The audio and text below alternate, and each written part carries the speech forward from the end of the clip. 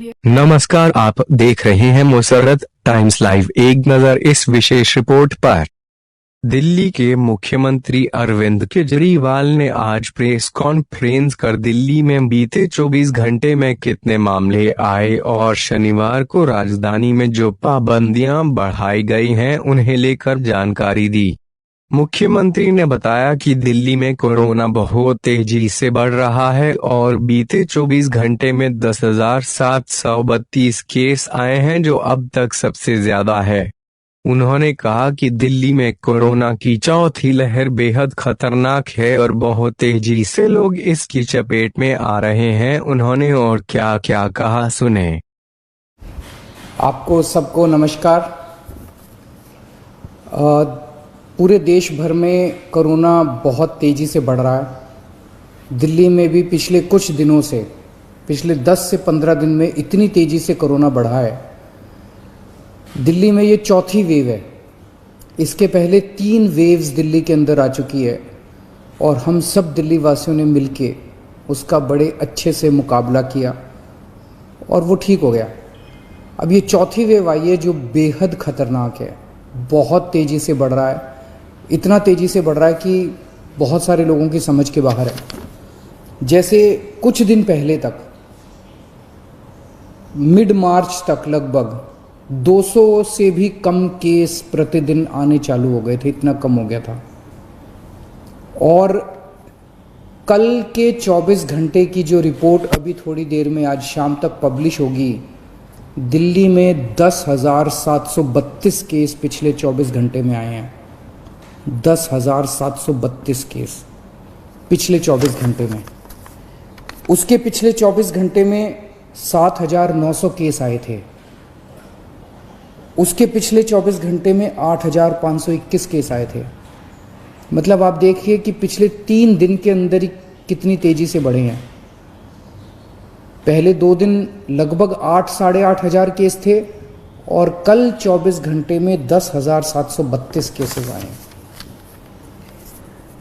इसके ऊपर स्थिति बेहद चिंताजनक है, इसमें कोई दो राय नहीं है। लेकिन आपकी सरकार पूरी तरह से स्थिति पे नज़र रखे हुए, मैं स्वयं इसके ऊपर नज़र रखे हुए हूँ और जो भी करने की ज़रूरत है हम वो सब कर रहे हैं, सबका सहयोग ले रहे हैं। इस वक्त हम मोटे मोटे तौर पे 3 स्तर पे काम कर रहे हैं। एक है कि किस तरह से कोरोना को फैलने से रोका जाए। इसमें खास तौर से सरकार अकेले बहुत कुछ नहीं कर पाएगी। दिल्ली वासियों को, आपको सबको इसमें सहयोग देना पड़ेगा।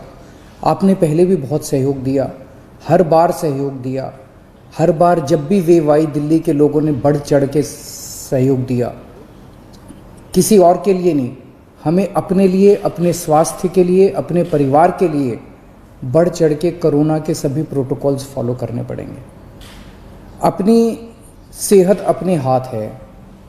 अगर हम, अपनी सुरक्षा अपने हाथ है। जो 3 चीज़ें बार बार बोलते हैं, मास्क पहन के रखिए, सोशल डिस्टेंसिंग कीजिए और बार बार हाथ धोते रहिए। इसमें एक चीज़ और ऐड कर लो कि घर से तभी बाहर निकलेंगे जब बहुत ज़रूरी होगा। कुछ दिन की बात है, मुझे पूरी उम्मीद है जैसे पिछली 3 वेव चली गई वैसे ये चौथी वेव भी चली जाएगी। तो अभी फ़िलहाल ज़्यादा से ज़्यादा कोशिश करें कि घर पे ही रहें, घर से बाहर तभी निकलें जब बहुत ज़रूरी हो। हम लॉकडाउन नहीं लगाना चाहते, लेकिन कल सरकार को मजबूरीवश कुछ रिस्ट्रिक्शंस के ऑर्डर किए गए हैं। जैसे बसों में अब 50% लोग बैठ सकेंगे, मेट्रो में 50% की ऑक्यूपेंसी हो सकती है, बार्स रेस्टोरेंट्स के अंदर 50% की ऑक्यूपेंसी। इस तरह से कुछ कई सारे रिस्ट्रिक्शंस कल लगाए गए हैं। आप ही के लिए लगाए गए हैं, आप ही की सेहत के लिए, आपकी सुरक्षा के लिए लगाए गए हैं। आपसे अपील है कि उनको सबको अच्छे से फॉलो करें। तो एक तरफ हम कोरोना को रोकने की कोशिश, स्प्रेड को रोकने की कोशिश कर रहे हैं। दूसरी तरफ इतनी तेजी से जब कोरोना के मरीज बढ़ रहे हैं, किसी को कोरोना होता है तो वो फिर या तो होम आइसोलेशन में जाता है और या फिर अस्पताल की तरफ जाता है। हम चाहते हैं पूरी कोशिश कर रहे हैं और पूरा इंतज़ाम किया है कि जब कोई अस्पताल में जाए, उसे अस्पताल की ज़रूरत पड़े, इलाज की ज़रूरत पड़े, तो उसे दिल्ली के लोगों को बेस्ट से बेस्ट इलाज मिलना चाहिए। किसी तरह की बेड की कमी नहीं होनी चाहिए, ऑक्सीजन की कमी नहीं होनी चाहिए, वेंटिलेटर की कमी नहीं होनी चाहिए। उसका सारा इंतज़ाम हम लोग कर रहे हैं। नवंबर के महीने में हम एक पीक देख चुके हैं। नवंबर के महीने में जो पीक आई थी वो 8,500 केसेस की थी। आज हम ऑलरेडी 10,700 केसेस क्रॉस कर चुके हैं। तो ये नवंबर से भी ज़्यादा खतरनाक इस वक्त की पीक है। तो हॉस्पिटल, कल मैं LNJP हॉस्पिटल गया था उसका मुआयना करने के लिए। सभी डॉक्टर्स से, नर्सेज से बात हुई, वहाँ का सारा जायज़ा लिया। मैं पूरे दिल्ली वासियों की तरफ से अपने डॉक्टर्स को, नर्सेज को, पैरामेडिक स्टाफ को, सबको हाथ जोड़ के सैल्यूट करना चाहता हूँ, धन्यवाद देना चाहता हूँ कि पिछले 1 साल से लगे हुए हैं वो लोग।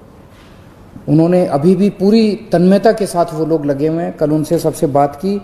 हम पूरी तरीके से हॉस्पिटल मैनेजमेंट के ऊपर ध्यान दे रहे हैं।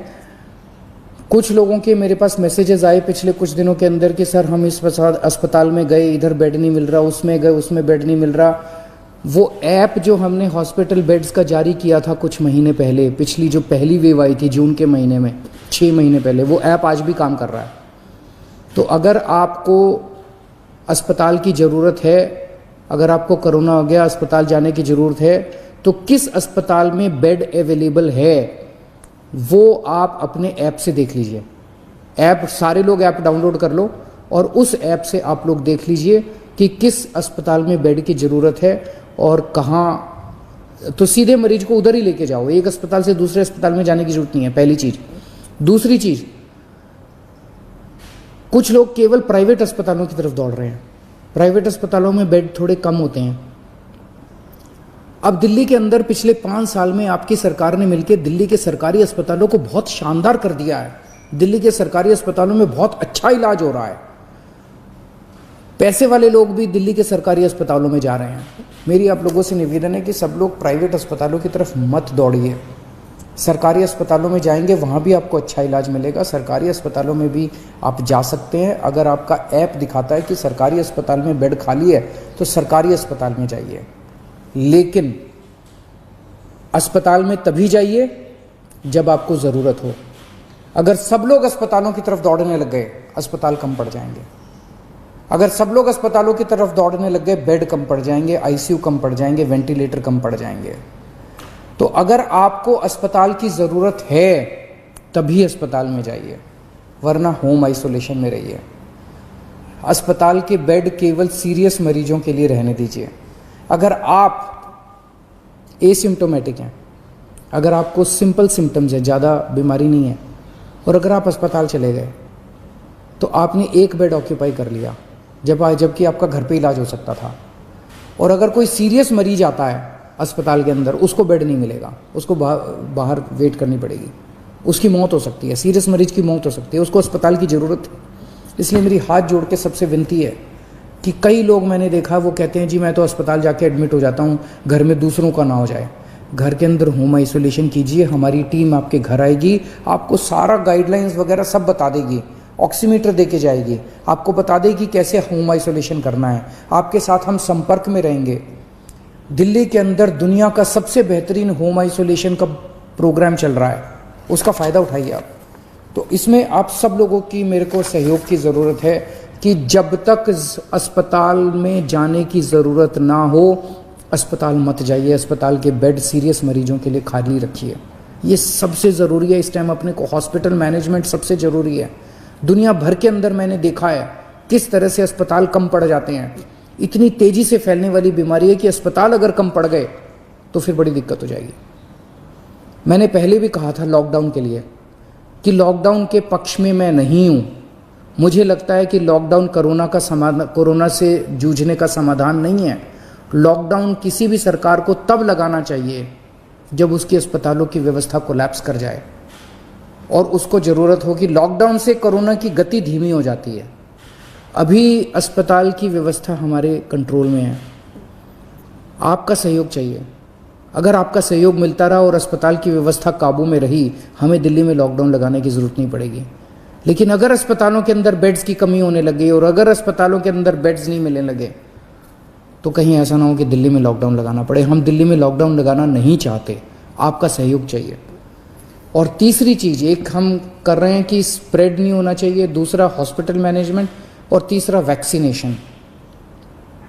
आज एक बहुत अजीब विरोधाभास है, कोरोना की दवाई आ गई है, वैक्सीन आ गया है, और उसके बावजूद कोरोना इतनी तेजी से फैल रहा है। हमें कोरोना को हराने के लिए कोरोना से ज़्यादा स्पीड पे वैक्सीनेशन करना चाहिए था। जिस तेजी से कोरोना फैल रहा है उससे ज़्यादा बड़ी स्पीड से अगर हम वैक्सीनेशन कर देते, हम कोरोना को काबू कर सकते थे। हमारी कोरोना की गति बहुत धीमी है। मैंने केंद्र सरकार से कई बार हाथ जोड़ के निवेदन किया है, केंद्र सरकार को चिट्ठी भी लिखी है, प्रधानमंत्री जी को भी चिट्ठी लिखी है कि ये जितने रिस्ट्रिक्शन लगा रखे हैं वैक्सीनेशन के ऊपर, सब रिस्ट्रिक्शन हटा दीजिए।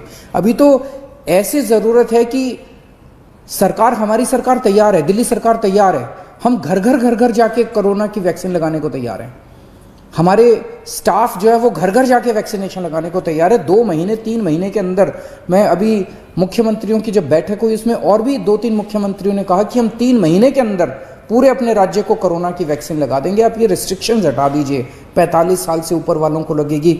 दिल्ली के अंदर जो मेरा डेटा है वो ये दिखाता है कि 65% मरीज दिल्ली के अंदर जो अब कोरोना के आ रहे हैं वो 35 साल से कम उम्र के हैं। तो अगर 65% मरीज 35 साल से कम उम्र के हैं तो कोरोना रुकेगा कैसे? कोरोना की साइकिल कैसे टूटेगी? वो तो तभी टूटेगी ना जब वैक्सीनेशन लगेगा। तो मेरी केंद्र सरकार से निवेदन है, केंद्र सरकार ने बहुत रिस्ट्रिक्शन लगा रखे हैं कि सेंटर नहीं खोल सकते, ज़्यादा सेंटर नहीं खोल सकते, इस उम्र से कम लोगों को नहीं दे सकते।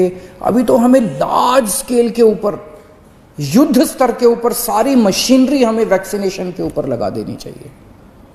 इससे बड़ा विरोधाभास क्या हो सकता है कि हमारी वैक्सीन आ गई और उसके बावजूद हम कोरोना से लड़ रहे हैं, कोरोना इतना तेजी से फैल रहा है। तो अगर हम कोरोना की वैक्सीनेशन बहुत तेज कर दें तो ये इसका एक समाधान हो सकता है। कुछ लोगों के मन में, जैसे अभी पूरे देश भर से रिपोर्ट आई, एक अस्पताल में 37 डॉक्टर्स जिन लोगों को वैक्सीन लगी थी, दोनों डोज लगी थी, उनको भी कोरोना हो गया। एक और उत्तर प्रदेश से एक अस्पताल से रिपोर्ट आई, एक महाराष्ट्र से एक अस्पताल से, कि कई सारे ऐसे लोग हैं जहाँ पे जिन लोगों ने दोनों डोज ले ली उसके बावजूद भी कोरोना हो रहा है। तो लोग पूछ रहे हैं कि यार ये वैक्सीन लगाने से कोई फ़ायदा है? तो मैंने कई एक्सपर्ट से बात की, कई डॉक्टर से बात की, उन सब का ये कहना है कि वैक्सीन लगाने से आपको सीरियस बीमारी नहीं होती। कोरोना दोबारा हो सकता है, वैक्सीन लगाने के बावजूद भी आपको मास्क पहनना चाहिए, सारी प्रिकॉशन लेनी चाहिए, लेकिन कोरोना फिर भी हो सकता है, लेकिन वो कोरोना सीरियस नहीं होगा, आपकी डेथ नहीं होगी, आपको हो सकता है आईसीयू में जाने की जरूरत ना पड़े, कोरोना की सीरियसनेस काफ़ी कम हो जाएगी। इसीलिए वैक्सीन का फ़ायदा है। तो जो लोग आज, केंद्र सरकार जब भी इसको खोलेगी रिस्ट्रिक्शंस को, बहुत अच्छी बात होगी, लेकिन जो लोग आज एलिजिबल हैं, 45 साल से ऊपर की उम्र के हैं, वो तो कम से कम सारे तुरंत जाके कोरोना की वैक्सीन लगवा लीजिए, अपनी सेफ्टी के लिए, अपने परिवार की सेफ्टी के लिए। हमने टेस्ट्स दिल्ली में बहुत ज़्यादा बढ़ा दिए हैं। पिछले कुछ दिनों पहले तक 80-85 हज़ार टेस्ट डेली हो रहे थे और पिछले कुछ दिनों से 1,10,000 टेस्ट डेली हो रहे हैं। रात दिन पूरा स्टाफ, पूरे ऑफिसर्स काम करने में लगे हुए हैं और आपकी सेहत के लिए जो भी ज़रूरत पड़ेगी हम सभी करेंगे। मेरी सभी पॉलिटिकल पार्टीज से निवेदन है, अपील है, आइए सब मिलके काम करते हैं। ये वक्त राजनीति करने का नहीं है, ये वक्त एक दूसरे के ऊपर फिंगर पॉइंटिंग का नहीं है, ये वक्त एक दूसरे के ऊपर छीटाकशी करने का नहीं है। बाद में कर लेंगे राजनीति, सब मिलके अभी तो अब दिल्ली वासियों की सेवा करते हैं। और मैं सभी लोगों से अपील करता हूँ, पिछली बार आप सबने सहयोग किया था, हम केंद्र सरकार से पूरा सहयोग ले रहे हैं। मैं सभी डॉक्टर्स से अपील करता हूँ, सभी डॉक्टर्स की एनजीओ से अपील करता हूँ, सभी धार्मिक संस्थानों से मैं हाथ जोड़ के अपील करता हूँ, सभी सामाजिक संस्थानों से, एनजीओ से अपील करता हूँ कि ये चौथी वेव बेहद खतरनाक है इंसानियत के लिए। हम सब लोग फिर से एक साथ जुड़ें और इस चौथी वेव का सामना करें। कुछ लोग कहते हैं, जब मैं उनको कहता हूँ कि मास्क क्यों नहीं पहना हुआ, कहते हैं सर 1 साल हो गया, अब थक गए हैं। अब ये सोचो, वो डॉक्टर जो 1 साल से, और नर्स और जो पैरामेडिक स्टाफ 1 साल से अस्पताल के अंदर रात दिन 24 घंटे आपका इलाज कर रहा है, वो नहीं थका? वो तो आपसे ज़्यादा थक गया है। अगर वो 24 घंटे पिछले 1 साल से काम कर सकता है, अपनी ज़िंदगी दांव पे लगा के कर सकता है, तो आप कम से कम मास्क तो पहन ही सकते हैं। और ये थकने से तो आप ही की ज़िंदगी खतरे में पड़ती है। ये थकना अलाउड नहीं है अपने लिए। तो मैं फिर से आप सबसे यही अपील करूंगा कि बड़ा कठिन दौर है, और सब लोग, मैं समझता हूँ कुछ दिन की बात है, कुछ दिन के अंदर जैसे पिछले 3 पीक दिल्ली वासियों ने जम के इसको ठीक किया था, इस बार भी सब मिलके चौथी पीक का मुकाबला करेंगे। बहुत बहुत शुक्रिया।